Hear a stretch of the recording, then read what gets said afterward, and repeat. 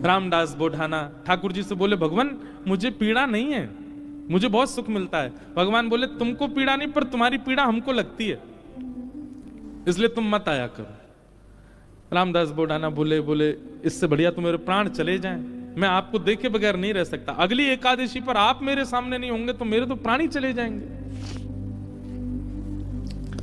भगवान बोले, काम करें? बोले, क्या? हम तुम्हारे साथ चलें, तुम्हारे गांव वहीं रह ले, तुम्हारे पास ही एकादशी क्या तुम हर दिन हमको देख लिया करना।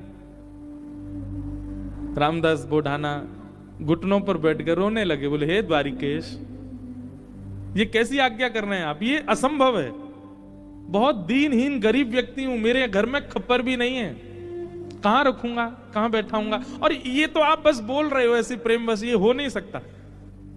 ठाकुर जी ने तुरंत अपनी पोटली दिखाई, बोले, हमने पहली तैयारी कर रखी है, देखो अपनी पोटली बांध रखी है, इसमें सारी पीतांबरी धरी हमारी, मुकुट वुकुट ये सब टिप्पारा विप्पारा सब धर के चल रहे हैं हम, बढ़िया द्वारिका में हमारी बहुत अच्छी व्यवस्था हो रखी है, सब ले चलेंगे, तुमको कुछ नहीं करना पड़ेगा, इसी से हमारा श्रृंगार कर दिया करना। रामदास जी बोले, आप सच बोल रहे हैं क्या? ठाकुर जी बोले, हम सच बोल रहे हैं, हम चलें तुम्हारे साथ, वहीं रहेंगे तुम्हारे पास ही, रोज देख लिया करना। रामदास जी बोले, फिर द्वारिका का क्या होगा? ठाकुर जी बोले, हम जहां बैठ जाएं द्वारिका वही है, और रही बात जब एक साथ हम 5 रूप धारण, हजारों रूप धारण कर सकते हैं, तो 2 रूप भी धारण कर लेंगे। आज तक तुमने एकादशी जिस रूप को देख करके की है, वो रूप तुम्हारे पास रहेगा, यहां एक दूसरा व्यवस्थित हो जाएगा। रामदास जी को पूरी तरह यह विश्वास हो गया कि ठाकुर जी मजाक नहीं कर रहे, ये सच बोल रहे हैं, ये चलेंगे मेरे संग। नियम का फल ये मिलता है। देखो, एक नियम को जब व्यक्ति तत्परता से करता है तो ठाकुर जी ऐसा देते हैं उसको। कई लोग कह देते हैं एकादशी पर भूखे रहने से भगवान को कोई इससे थोड़ी प्रसन्न होंगे भगवान। ठाकुर जी प्रसन्न नहीं होते हैं, पर आपकी तत्परता ठाकुर जी देखते हैं। आजकल बच्चे ऑफिस जाते हैं, ऑफिस का टाइम क्या 9 बजे, और कोई आवे 9:30, कोई आवे कोई आवे 9:45। अब उसको सब लोग, जो टाइम पे आने वाला बच्चा उसकी सब मजाक उड़ाते हैं, बोले तू भी क्या पागल है, 9 ही बजे आ जाता है बिल्कुल। अरे सैलरी ले रहे हैं, मेहनत करनी है, ठीक है, टाइमली, ठीक है, थोड़ा आधा पौना घंटा ऊपर नीचे चलेगा, लेकिन वो बालक कहता नहीं, ये मेरी तत्परता, मैं 9 बजे ही आऊंगा। और वो 9 बजे आने वाला बालक, वो कभी ना कभी उसका जो बॉस होता है ना, वो खुश होकर के कुछ तो उसको देता है, उसको थोड़ा अपग्रेड कर देता है। सिंसियरिटी आपके कार्य के प्रति आपका स्वामी देखता है। ऐसी भक्ति में भी सिंसियर होना बहुत जरूरी है। होता उससे कोई ठाकुर जी बहुत प्रसन्न नहीं, पर हां ठाकुर जी दृष्टि तो रखते हैं। परिक्रमा लगा रहा है, कैसे लगा रहा है, एकादशी कर रहा है, कर कैसे रहा है, तिलक स्वरूप करता है, उस समय क्या उच्चारण करता है, मंदिर जाता है, प्रसाद कैसे पाता है, दर्शन कैसे करता है, इन सबके प्रति जो आपकी सिंसियरिटी, वो ठाकुर जी देखते हैं। रामदास को ठाकुर जी बोले, अब तो तुम जाओ, अगली बार बैलगाड़ी लेके आना। कैसे लेके जाओगे हमको? बैलगाड़ी में तुम्हारी में चलेंगे।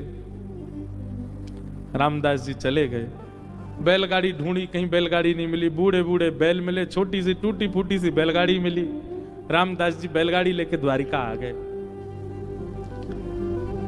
द्वारिका आए, आज सब लोग बोले, क्यों रे भाई रामदास, अब तो तुम बैलगाड़ी में आने लग गए।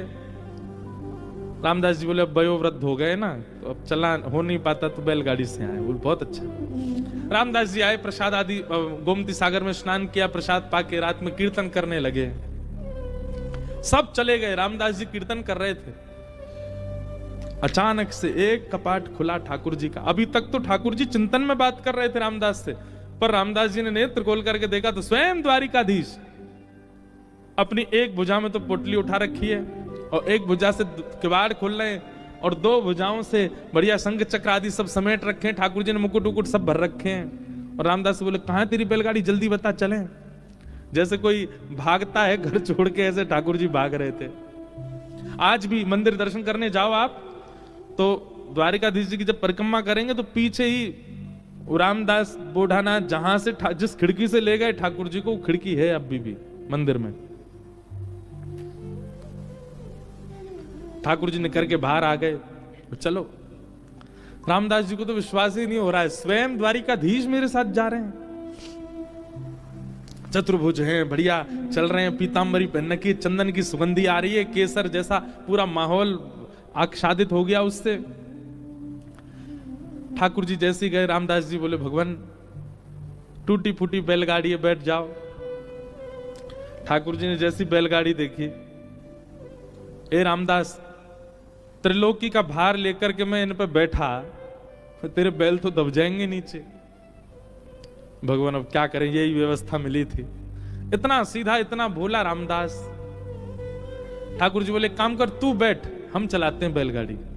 रामदास जी बोले ऐसा मत करो नाथ, मैं ही चला दूंगा। नहीं नहीं, ये तो हमारे अभ्यास की वस्तु है। अर्जुन के खूब हमने रथ हाँके हैं, बहुत दिनों बाद बैलगाड़ी मिली, चलो हाँके थोड़ा इसको। और रामदास पीछे बैठे हैं और ठाकुर जी आगे पैर लटका के बैठे और बैलगाड़ी चला रहे हैं। ठाकुर जी के स्पर्श होते ही बैलगाड़ी तो बिल्कुल नवीन हो गई, बैल बिल्कुल युवान हो गए।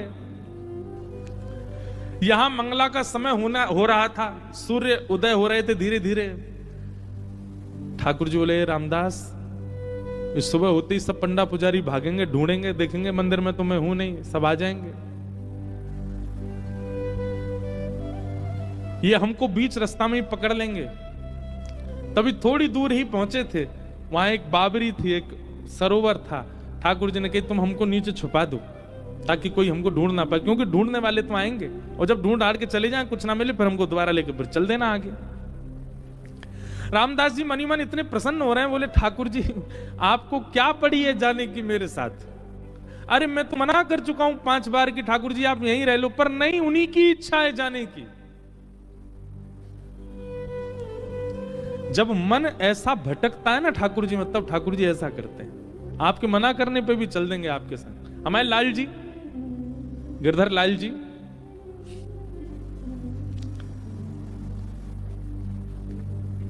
ये ऐसे ही आए हमारे पास।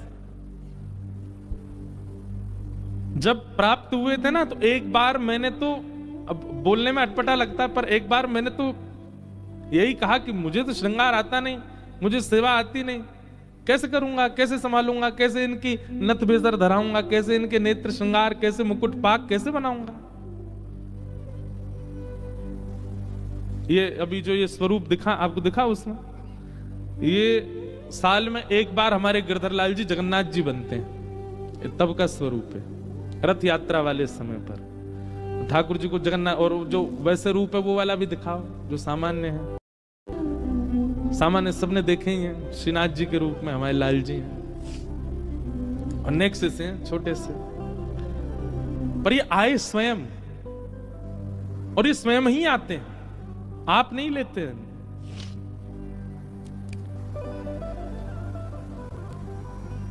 रामदास नीचे बावरी में ले जाकर के द्वारिकाधीश जी को छुपा दिया। पीछे से सब पुजारी दौड़े दौड़े आए, देखा तो रामदास जी धीमे धीमे अपनी बैलगाड़ी चला रहे हैं। सबने रोक लिया, बोले रुको, तुम ही थे रात भर मंदिर में, ठाकुर जी कहां गए हमारे? रामदास जी बोले मुझे तो नहीं पता, दिखाओ। सब देखा, बैलगाड़ी में कुछ नहीं। तभी एक बैलगाड़ी के छोड़ पर ठाकुर जी की पीतांबरी का एक भाग चिरा हुआ, फट के इरज गया। अच्छा, ये सब लीला भी ठाकुर जी जानबूझ के ही करते हैं, क्योंकि कहीं ना कहीं कुछ ना कुछ ठाकुर जी को दूसरों को संकेत कराना है। ठाकुर जी की पीतांबरी का वो अंग वस्त्र जैसे ही मिला, सब लोगों ने रामदास जी को पकड़ लिया, बोले ठाकुर जी तेरे संग ही हैं, तभी तो ये चीरा फटा हुआ है यहां पर, कहां है जल्दी बता। उन्होंने मना किया तो सबने उनको मारना शुरू कर दिया। इतना मारा, इतना मारा, इतना पीटा, बेचारे अधमरे से हो गए। बस श्वास चल रही है, बाकी तो नेत्र बंद हो गए, सुध-बुध चली गई, गिर गए धरती पर। पुजारियों ने देखा, बोले ये तो अधमरा हो गया, ठाकुर जी कहां हैं, ढूंढो। पास ही सरोवर था, उस बावरी में जाकर के जैसे ही देखा तो बावरी का जो जल था वो रक्त मंडित हो गया, पूरा जल रक्त से भर गया। देख करके सब लोग घबरा गए, सारे ब्राह्मण बोले ये जल इसका कैसे हो गया, जल आ कहां से, ये रक्त आ कहां से रहा है? दौड़ करके जाके देखा तो एक जगह ठाकुर जी विराजमान थे, और जहां जहां रामदास जी को डंडे मारे गए वहां वहां श्री द्वारिकाधीश जी के श्री अंग पर भी डंडे के निशान, और हर स्थान से रक्त निकल रहा था।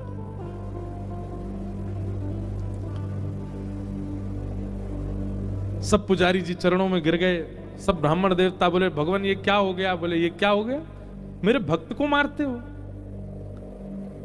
मेरी इतनी आराधना करी, मेरी इतनी सेवा करी, इतना अर्चन किया, उसके बाद भी ये नहीं समझ पाए कि मेरे भक्त और मुझ में कोई अंतर नहीं है। सब क्षमा याचना करने लगे। ठाकुर जी बोले अब कुछ नहीं होगा, अब तो हम रामदास के साथ ही जाएंगे और वहीं रहेंगे। और ठाकुर जी सब देखते रह गए, लेकिन रामदास जी के साथ में ऊपर आए ठाकुर जी, और आकर के रामदास जी को जैसे हृदय से लगाया सारे घाव ठीक हो गए, और कहा ले चलो हमको। ठाकुर जी गए सीधे और डाकोर जी में जाकर के रामदास जी के यहाँ विराजमान हो गए, और उनका नाम पड़ा रणछोड़ राय भगवान। बोलो रणछोड़ राय भगवान की।